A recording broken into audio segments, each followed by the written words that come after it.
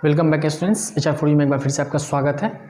आइए आज हम फिर पढ़ाई की तरफ ध्यान देते हैं। समय बहुत कम है इसलिए मैं आपको ग्रामर का मेन पार्ट पढ़ाने जा रहा हूँ। अब देखिए, आज हम पढ़ेंगे शब्दों के वचन। क्या पढ़ेंगे?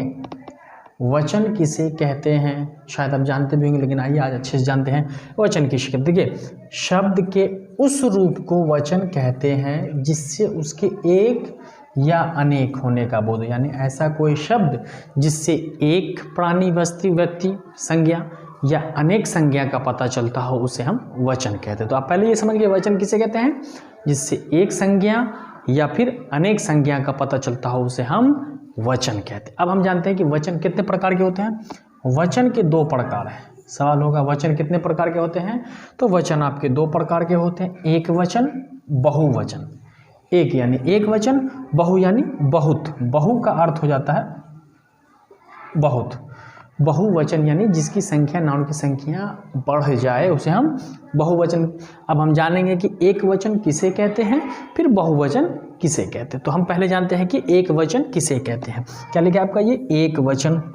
आप नोट करो, नोट पूरा कॉपी एक नोट बनाओ, बढ़िया से नोट करो, ठीक है। जिससे एक का बोध हो उसे हम एक वचन कहते हैं, यानी जिससे एक संज्ञा का पता चले, एक नाम का पता चले, उसे हम एक वचन कहते हैं। यानी एक यानी कोई व्यक्ति हो, वस्तु हो, स्थान हो, किसी का नाम हो, परंतु एक पता चले तो उसे हम क्या कहेंगे, एक वचन कहेंगे। जैसे लड़का खाता है, कितना लड़का खाता है, एक लड़का खाता है। कितना लड़का खाता है, एक लड़का, है ना। जैसे कि चूहा आ रहा है, तो अब देखो चूहा की संख्या क्या है, एक है। तो यानी जिससे एक संज्ञा का, यानी स्थान, व्यक्ति, वस्तु कुछ भी हो, एक का पता चले, उसे हम एक वचन कहते हैं। दूसरा है आपका बहुवचन। तो मैंने पहले बता दिया आपको कि बहुअर्थ यानी बहुत। तो जिससे एक से अधिक का बोध हो, उसे हम बहुवचन कहते हैं। जिससे एक से अधिक संख्या का पता चल जाए, सॉरी संख्या और संज्ञा दोनों, यानी जिससे एक से अधिक संज्ञा के अनेक संख्या का पता चल जाए, उसे हम क्या कहेंगे, बहुवचन। क्या बोलेंगे, हाँ बहुवचन। जैसे लड़के जा रहे हैं, अब आप देखो लड़कों की संख्या कितनी है, एक से अधिक हो गई, लड़के जा रहे हैं। तो जब लड़कों की संख्या बढ़ जाए तो उसे हम एक से अधिक संख्या, तो उसे हम क्या बोलते हैं, बहुवचन कहते हैं। अब देखिए, जब ये, अब हम आपको एक रूल बताते हैं कि एक वचन जब स्त्रीलिंग हो, ये एक वचन जब स्त्रीलिंग हो, कथा, शाखा, लता, माता, समस्या, सूचना, है ना, तब हम क्या करेंगे, इसमें हम ए लगाएंगे। यहाँ देख रहे हैं आप, ए की मात्रा। कथा है, आप बनाएंगे इसको, मैं इसको पहले नीचे लिख देता हूँ, फिर मैं बताता हूँ आपको। टोपी और नारी। अब देखो, अब मैं आपको बताता हूँ कि जिससे एक कथा, तो आपका क्या हो जाएगा, कथाएं, सब में ए जोड़ना है। शाखा, शाखाएं, ये जोड़ रहे। लता, लताएं, माता, माताएं। यानी जब ऐसा एक वचन स्त्रीलिंग हो तो उसको हम ए लगा करके बनाते हैं अधिकांश में। कथा, कथाएं, शाखा, शाखाएं, लता, लताएं, माता, माताएं, समस्या, समस्याएं, सूचना, सूचनाएं। तो ऐसे हम एक वचन से बहुवचन बनाते हैं। अब कुछ है, जैसे यहाँ है, इसमें हम यहाँ लगा के बनाएंगे।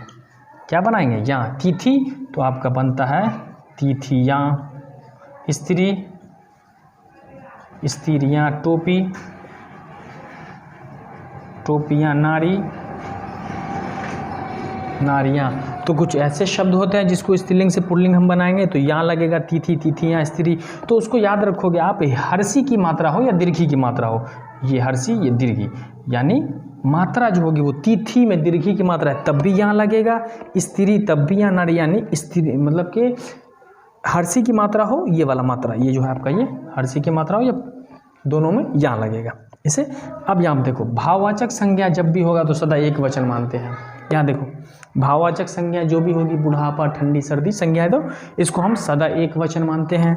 अब आपका द्रव्यवाचक, द्रव्यवाचक संज्ञा होगी तब भी उसे हम एक वचन में मानते हैं। तो भाववाचक संज्ञा हो या द्रव्यवाचक संज्ञा हो, दोनों को हम एक मानते हैं। अब है यहाँ प्रत्येक, एक शब्द है प्रत्येक।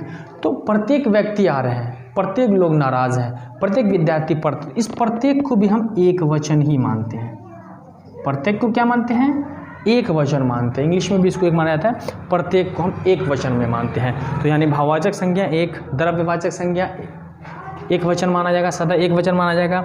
जहाँ पर ए लगा के कथा शाखा शाखाएं बना देंगे। यहाँ तिथि हर्षी की मात्रा हो या दीर्घ की मात्रा हो, यहाँ लगा के तिथियाँ, लड़कियाँ, लड़की में लड़कियाँ, है ना।